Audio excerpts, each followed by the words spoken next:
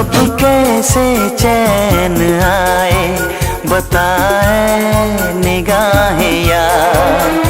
अब दिल पे इख्तियार है ना खुद पे इख्तियार।